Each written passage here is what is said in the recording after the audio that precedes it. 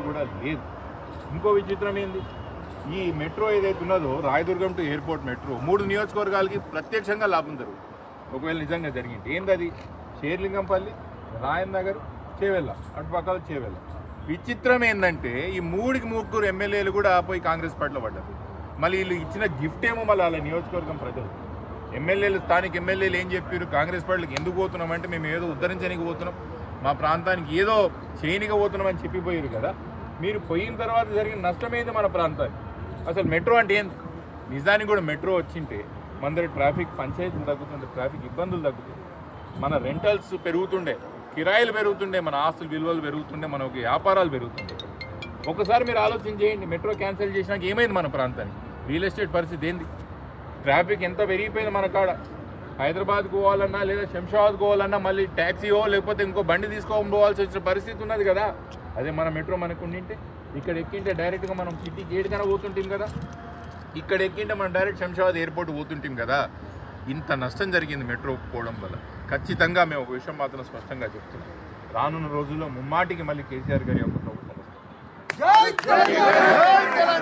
కేసీఆర్ గారి ప్రభుత్వం వచ్చిన మరో రోజే మళ్ళీ ఈ మెట్రో మళ్ళీ మేము శాంక్షన్ చేయించుకుంటాం, రెండో రోజే మేము పని మొదలు పెడతామని చెప్పి మేము అందరు సాక్షిగా చెప్పుకుంటూ ఇంకో విషయం చెప్తాం. అసలు ముఖ్యమంత్రి గారు ఏంది, నాకు ఇది అర్థం కాని విషయం ఏంటంటే future city future city future city అని దాంట్లో దొరుకులాడుతుంటారు. ఫ్యూచరే కనిపిని ఫ్యూచర్ సిటీ యొక్క ఫ్యూచర్ వెతకడంలో ఒక పనిలో మళ్ళీ చెప్తున్నా, ఫ్యూచరే కనిపిని ఫ్యూచర్ సిటీకి ఫ్యూచర్ వెతకడం ఒక పనిలో ప్రజెంట్ సిటీకి ఫ్యూచర్ లేకుండా చేస్తున్నారు ప్రజెంట్ ముఖ్యమంత్రి గారు. ఈ విషయం బాగా గుర్తుపెట్టుకోవాలి. ఏంది ప్రజెంట్ సిటీ, మన కోర్ సిటీ గురించి ఆలోచన చేయాలి కదా. ఎంత ట్రాఫిక్ పెరుగుతున్న సిటీలా, ఎన్ని గుంతలైనాయి, అసలు ఈడ లా అండ్ ఆర్డర్ పరిస్థితి ఏంది సిటీలా, ఈ విషయం ఎవరైనా ఆలోచిస్తురా ముఖ్యమంత్రి గారు. Future city future city future city, ఫ్యూచరే లేని ఫ్యూచర్ సిటీ కోసం ఫ్యూచర్ వెతుకుతున్న యొక్క పనిలో ప్రజెంట్ సిటీ ఫ్యూచర్ లేకుండా చేస్తున్నారు ప్రజెంట్ చీఫ్ మినిస్టర్ గారు. ఇది మన యొక్క రాష్ట్రం యొక్క పరిపాలన, ముఖ్యమంత్రి గారి యొక్క పరిపాలన. ముమ్మాటికి ఈరోజు ఏందండి అరెస్ట్, మేము ఏం చేయబోయినాం, మేమేమో దుమ్మి చేయనికి పోయినామా, దొంగతనం చేయనికి పోయినామా, ఏమన్నా కొట్టనికి పోయినామా, ఎందుకు మమ్మల్ని అరెస్ట్ చేసి పోలీస్ స్టేషన్లో కూర్చోబెట్టారు పొద్దుగాల నుంచి. మేము ఎవరి మీద ఉద్దానికి పోయినాం, శాంతియుతంగా ప్రజాస్వామ్యయుతంగా ఏదైతే ఆ మెట్రో ఫౌండేషన్ స్టోన్ ఉందో పాలాభిషేకం చేసి ప్రజా ఉద్యమం మొదలు పెట్టాలనే కదా. ఇక మీరు ప్రజాస్వామ్యం నడుపుతున్నారా, ప్రజా పరిపాలన మీరు నడుపుతున్నారా, స్థానిక ఎమ్మెల్యే గారికి కూడా బాధ్యత ఉంటుంది.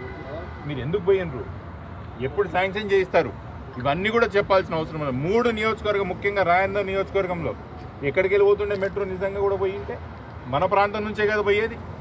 3 మున్సిపాలిటీలు ఆఖరికి రాయన్న టచ్ చేసుకుని శంషాబాద్ మన నియోజకవర్గం నడిబొట్టు నుంచి పోయేది కదా మెట్రో. ఎవరికి లాభం అయ్యేది, ముమ్మాటికి మేము ఇది కొట్లాడతాం, ఈ ప్రభుత్వం యొక్క మెడలు ఉంచుతాం, మా మెట్రో వచ్చే వరకు మేము ఈ పోరాటాన్ని ఆపమని చెప్తున్నాం. ఇది ఈరోజు ఇది ఆఖరి కాదు, ఇది మొదలు.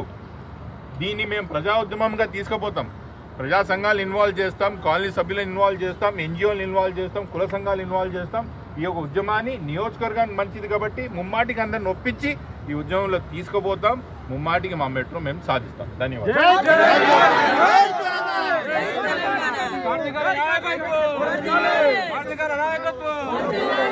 దీని వెనకాల ఏదో కుట్ర ముమ్మాటికి ఉంది లేకుండా రాష్ట్ర ప్రభుత్వం ఒక్క విషయం